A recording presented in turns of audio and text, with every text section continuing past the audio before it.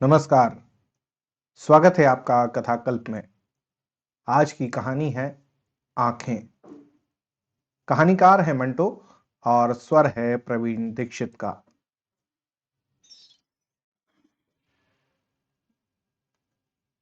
उसके सारे जिस्म में मुझे उसकी आंखें बहुत पसंद थी।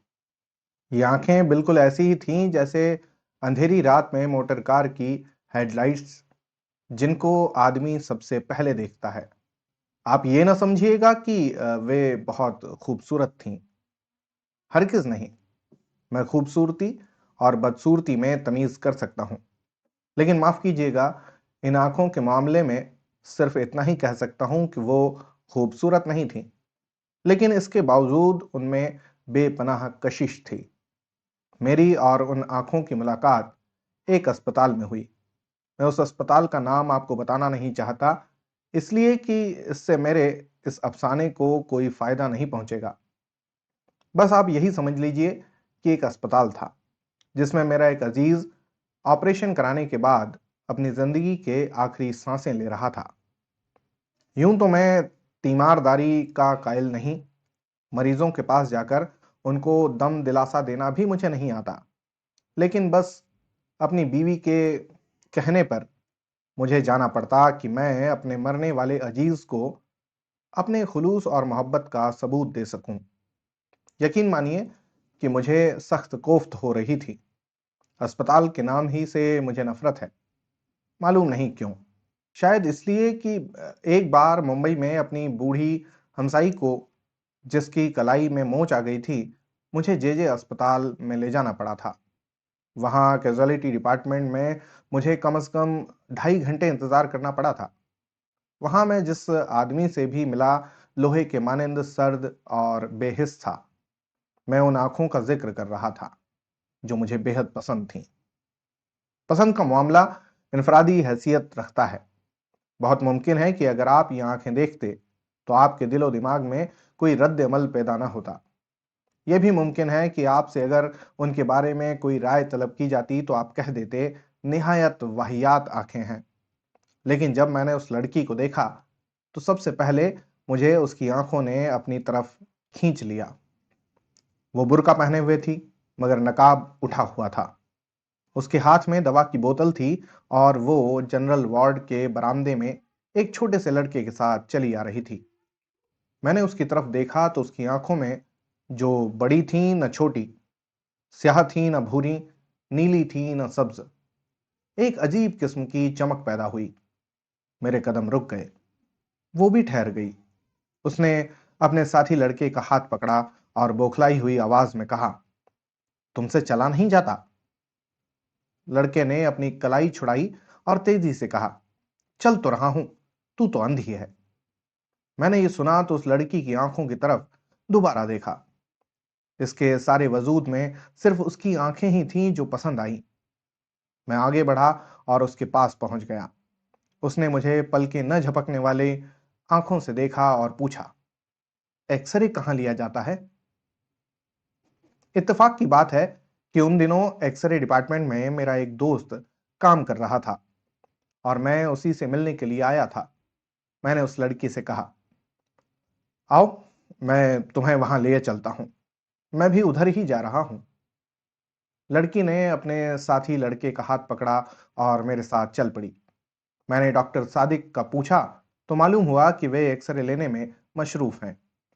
दरवाजा बंद था और बाहर मरीजों की भीड़ लगी थी। मैंने दरवाजा खटखटाया। अंदर से तेज आवाज आई, कौन है? दरवाजा मत ठोको। लेकिन मैंने फिर दस्तक दी। दरवाजा खुला और डॉक्टर सादिक मुझे गाली देते देते रह गया। ओह, तुम हो? हाँ भाई, मैं तुमसे मिलने आया था। दफ्तर में गया तो मालूम हुआ कि तुम यहां हो।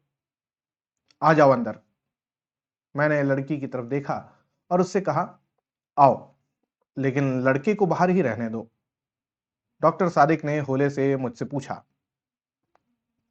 कौन है ये? मैंने जवाब दिया, मालूम नहीं कौन है। एक्सरे डिपार्टमेंट को पूछ रही थी। मैंने कहा, चलो, मैं लिए चलता हूं। डॉक्टर सादिक ने दरवाजा और ज्यादा खोल दिया। मैं और वो लड़की अंदर दाखिल हो गए। 4-5 मरीज थे। डॉक्टर सादिक ने जल्दी जल्दी उनकी स्क्रीनिंग की और उन्हें रुखसत किया। इसके बाद कमरे में हम सिर्फ दो रह गए, मैं और वो लड़की। डॉक्टर सादिक ने मुझसे पूछा, इन्हें क्या बीमारी है? मैंने उस लड़की से पूछा, "अ, क्या बीमारी है तुम्हें? एक्सरे के लिए तुमसे किस डॉक्टर ने कहा था?" अंधेरे कमरे में लड़की ने मेरी तरफ देखा और जवाब दिया, मुझे मालूम नहीं क्या बीमारी है। हमारे मोहल्ले में एक डॉक्टर हैं, उनने कहा कि एक्सरे ले लो। डॉक्टर सादिक ने इससे कहा कि मशीन की तरफ आए। वो आगे बढ़ी तो जोर के साथ उससे टकरा गई। डॉक्टर ने तेज लहजे में उससे कहा, क्या तुम्हें तो सुझाई नहीं देता?" लड़की खामोश रही। डॉक्टर ने उसका बुर्का उतारा और स्क्रीन के पीछे खड़ा कर दिया। फिर उसने स्विच ऑन किया। मैंने शीशे में देखा तो मुझे उसकी पसलियां नजर आईं और दिल भी एक कोने में काले से धब्बे की सूरत में धड़क रहा था। डॉक्टर सादिक 5-6 मिनट तक उसकी पसलियों और हड्डियों को देखता रहा। इसके बाद उसने स्विच ऑफ कर दिया और रोशनी करके मुझसे मुखातिब हुआ, छाती तो बिल्कुल साफ है। लड़की ने मालूम नहीं क्या समझा और अपने दुपट्टे को दुरुस्त कर बुर्का ढूंढने लगी। बुर्का एक कोने में मेज पर पड़ा था। मैंने बढ़कर उसे उठाया और उसके हवाले कर दिया। डॉक्टर सादिक ने रिपोर्ट लिखी और इससे पूछा, तुम्हारा नाम क्या है?" लड़की ने बुर्का ओढ़ते हुए जवाब दिया, जी, मेरा नाम हनीफा है। हनीफा। डॉक्टर सादिक ने उसका नाम पर्ची पर लिखा और उसको दे दी। जाओ, ये अपने डॉक्टर को दिखा देना। लड़की ने पर्ची ली और कमीज के अंदर अपनी अंगिया में उड़स ली। जब वो बाहर निकली तो मैं गैर इरादी तौर पर उसके पीछे पीछे था, लेकिन मुझे इसका पूरी तरह एहसास था कि डॉक्टर सादिक ने मुझे शक की नजरों से देखा था। उसे जहां तक मैं समझता हूं, इस बात का यकीन था कि उस लड़की से मेरा ताल्लुक है। हालांकि जैसा आप जानते हैं, ऐसा कोई मामला नहीं था, सिवाय इसके कि मुझे उसकी आंखें पसंद आ गई थीं। मैं उसके पीछे पीछे था। उसने अपने साथी लड़के की उंगली पकड़ी हुई थी। जब वो टांगों के अड्डे पर पहुंचे तो मैंने हनीफा से पूछा, तुम्हें कहाँ जाना है?" उसने एक गली का नाम लिया तो मैंने उससे झूठ मूठ कह दिया, मुझे भी उधर ही जाना है, मैं तुम्हें तुम्हारे घर छोड़ दूंगा।"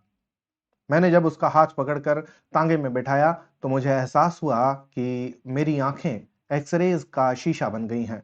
मुझे उसका गोश्त पोस्ट दिखाई नहीं देता था, सिर्फ ढांचा नजर आता था। लेकिन उसकी आंखें, वो बिल्कुल साबित व सालीम थीं, जिनमें बेपनाह कशिश थी। मेरा जी चाहता था कि इसके साथ बैठूं, लेकिन यह सोचकर कोई देख लेगा, मैंने उसके साथी लड़के को उसके साथ बिठा दिया और आप अगली नशिस्त पर बैठ गया। मैं सादत हसन मंटो हूं। मंटो?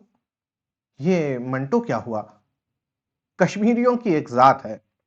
हम भी कश्मीरी हैं। अच्छा, हम किंगवाए हैं। मैंने मुड़कर इससे कहा, ये तो बहुत ऊंची जात है। वो मुस्कुराई और उसकी आंखें और ज्यादा पुरकशिश हो गईं। मैंने अपनी जिंदगी में बेशुमार खूबसूरत आंखें देखी थीं, लेकिन वे आंखें जो हनीफा के चेहरे पर थीं, बेहद पुरकशिश थीं।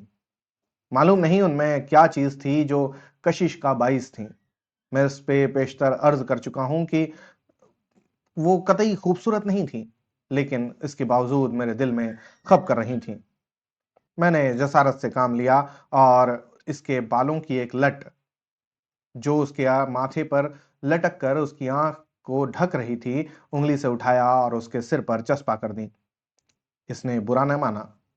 मैंने और जसारत की और इसका हाथ अपने हाथ में ले लिया। इस पर भी उसने कोई मुज़ाहमत न की और अपने साथी लड़के से मुखातिब हुई, तुम मेरा हाथ क्यों दबा रहे हो?"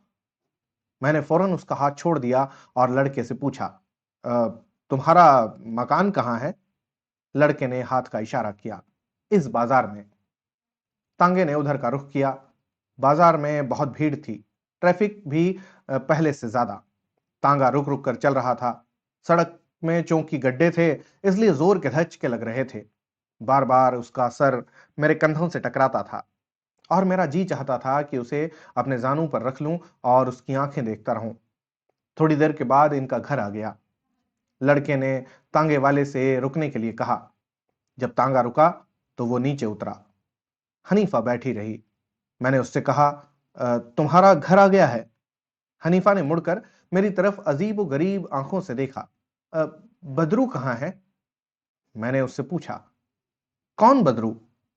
"वो लड़का जो मेरे साथ था।" मैंने लड़के की तरफ देखा जो तांगों के पास ही था। "ये खड़ा तो है।" "अच्छा?" ये कहकर उसने बदरू से कहा। "बदरू, मुझे उतार तो दो।" बदरू ने उसका हाथ पकड़ा और बड़ी मुश्किल से नीचे उतारा। मैं सख्त परेशानी में था। पीछे की तरफ जाते हुए मैंने उस लड़के से पूछा, क्या बात है? ये खुद नहीं उतर सकती? बदरू ने जवाब दिया, जी नहीं, इनकी आंखें खराब हैं, दिखाई नहीं देता।